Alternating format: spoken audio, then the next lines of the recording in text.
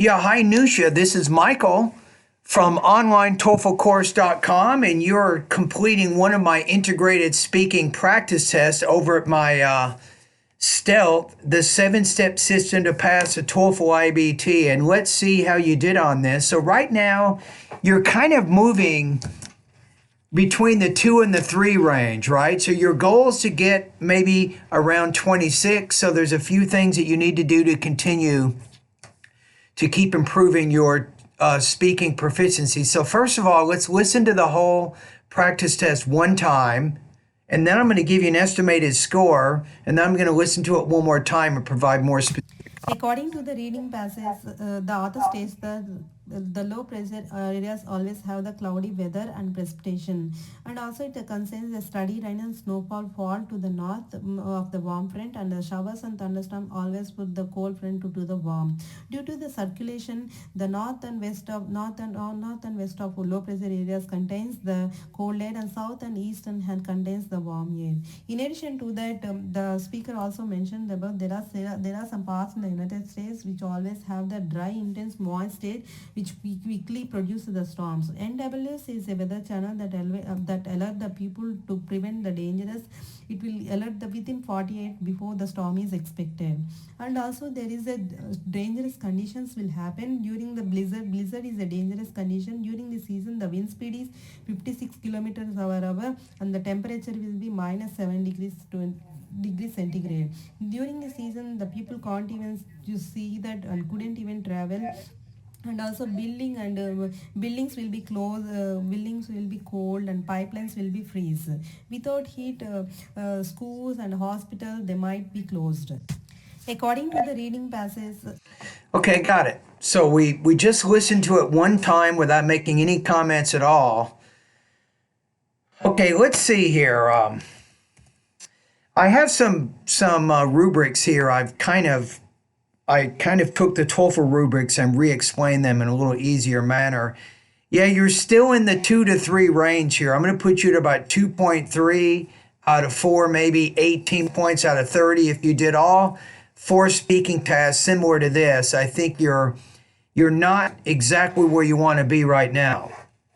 So I think you can make some improvements with delivery and maybe topic development and language use. I'm going to listen to it one more time and see if there's any problems in that area. So first of all, let's listen to your introduction. According to the reading passage, the author states that the low pressure areas always have the cloudy weather and precipitation. No. When you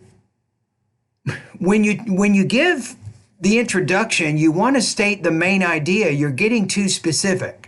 So you might say the reading passage explains low pressure centers, and then the speaker in the lecture gives an example to illustrate a type of low pressure center.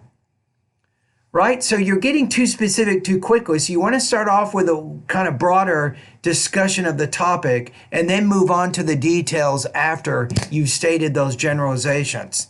So that's a topic development suggestion I'm giving you right now. And also it concerns the steady rain and snowfall fall to the north of the warm front, and the showers and thunderstorm always put the cold front to the warm. Okay, so you're now you're now defining what low pressure centers are. Now, as you move through the response, you need more voice markers, right? So if you go over to Better TOEFL Scores, I'm going to give you, if you go to BetterTOEFLScores.com, Nusha, type in TOEFL reporting verbs in the search menu at the top, where you'll see the little search button. And I want you to read that lesson about TOEFL reporting verbs.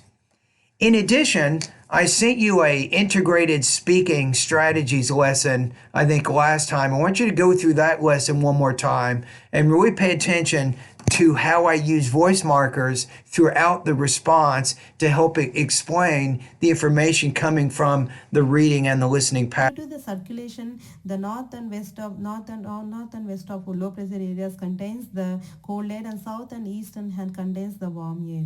In addition. Okay, now the next thing, this is a delivery issue.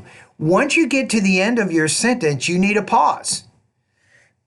So you'll say the professor defines low pressure centers as a type of colder and warmer weather phenomena that maybe forms and causes rain or snow in the winter.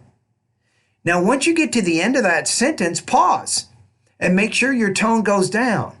So you're not taking enough pauses from one sentence to the next, right? So actually, you need to pause a little bit more than what you're doing and make sure that you vary your intonation. So at the end of each thought group, except the last thought group in the sentence, you want to have a rising tone. When you get to the end of the sentence, your tone needs to fall. To that, the speaker also mentioned about there are some parts in the United States which always have the dry, intense, moist state which quickly produces the storms. And Okay, here's a problem. So you're moving from the reading and the listening passage, right? So you say the speaker gives an example of a low pressure center, a blizzard, right? So you want to state that. You want to explain that. Blizzard. So the speaker gives an example to illustrate what was discussed in the reading passage. You want to make sure you show that connection. So it's easier to understand the relationship of the ideas in the listening passage and how they relate to the information in the reading. TOEFL is a weather channel that alert the people to prevent the dangerous. It will alert the within 48 before the storm is expected. And also there is a dangerous conditions will happen during the blizzard. Blizzard is a dangerous You might say, also according to the speaker, dangerous conditions will happen when. condition during the season. The wind speed is 56 kilometers per hour and the temperature will be minus 7 degrees centigrade. During the season, the people can't even see that and couldn't even travel. And also buildings will be closed, buildings will be cold and pipelines will be freeze. Without heat, schools and hospitals, they might be closed. Okay. Okay, so let me show you what I'm talking about. This particular lesson here, let me go over to better TOEFL scores for a second. Right? So the lesson I wanted you to review last time is called TOEFL Integrated Speaking Strategies, right?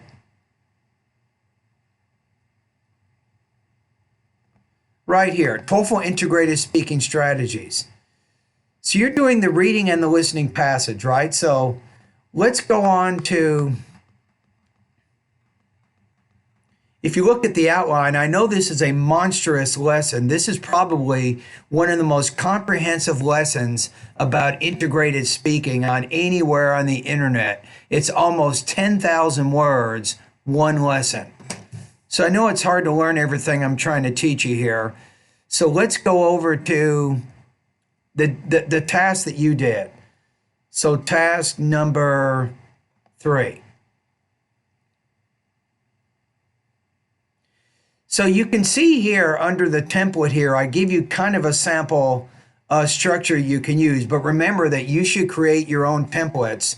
Don't use the one I have here because then it's not going to be original. So anybody else watching this video, you should create your own templates. Don't use the one that you see here. Now, let me show you just briefly here. If you look at, I want you to pay attention to the relationship of how I explain things. So it says the reading passage explains an academic concept called nonverbal communication, and the professor in the lecture gives 2 examples to further illustrate the idea. Right? So notice how we're starting with main points. Then it says nonverbal communication, according to the reading passage, is described as any type of communication without words. Furthermore, smiling, frowning, nodding, shaking hands, and waving hands are also considered forms of nonverbal communication. This is what you didn't do. Notice here when I move to the listening passage, it says, moreover, the professor in the lecture clarifies the concept of nonverbal communication further by giving 2 specific examples. And then I outline the 2 examples. Firstly, the professor explains that nonverbal communication can happen without intent. For example, a person who furrows his eyebrows can inadvertently send a message to someone else that he or she may be upset. Then secondly, nonverbal communication, according to the professor, cannot occur unless it is sending an implicit message to someone else. Therefore, If no one else is there to interpret these emotions or these motions, then no nonverbal communication has taken place. Right? And then you have an optional kind of conclusion at the end there. So what I'd like to see you do a little bit better on is these voice markers. Notice we got one here. Actually, if we go to the beginning, let's count them. We have voice marker number 1, voice marker 2, 3, 4, 5, 6. So in this response, we have 6 different voice markers which acknowledge the information from the reading and the listening passage. This is where you can make some improvements, right? Now also, as I said, you need quite a bit of work on delivery. So when you go to the pronunciation area of my course, let me go over here just quickly, right? So you go over to Stealth here, and I want you to go to the pronunciation section of my course, Anusha. Here's where you need to work on. I'm going to show you which lessons I want you to study. I want you to focus on sentence rhythm, 33, 34, 35. You need a lot of practice with intonation, lesson 36, 37, 38, 39, 40. You also need to study lesson 41, 42, 43, and 44. This is going to be very, very beneficial for you. Now remember, I have TOEFL private lessons. If you want to go over these specific lessons face-to-face using Skype, I'll be more than happy to do that. It will really, really benefit you with your pronunciation. I'll tell you exactly what you're doing wrong as you go through those lessons, and I'll coach you and show you how to improve your pronunciation so you're speaking more intelligibly. All right? And thank you for doing this integrated speaking practice test.